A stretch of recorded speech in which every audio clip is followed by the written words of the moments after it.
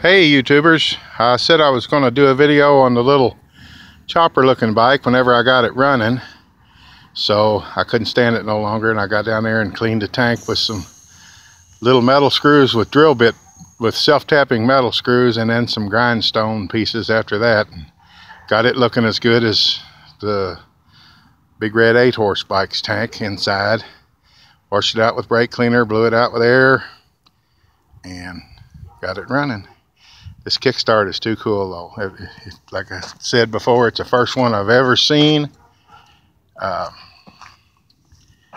And it works good.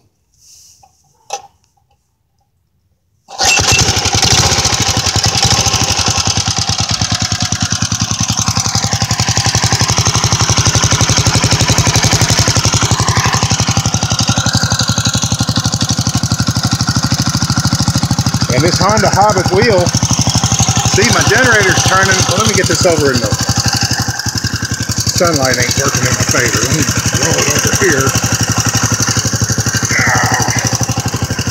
Let's see what's going on up in here. See, my generator's turning. That O-ring's brittle as can be. Even though the bike's sitting still, you see the belt thing going to the back variator, it's turning at all.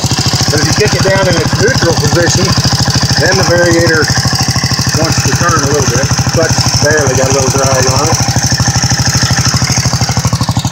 But it's a fun toy. Glad to hear it run again. It's been a while. I lost interest, and now I'm getting back.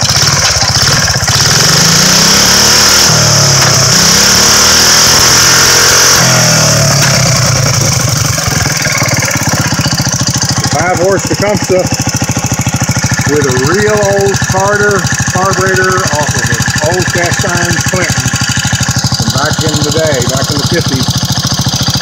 And regular tecumseh manifold.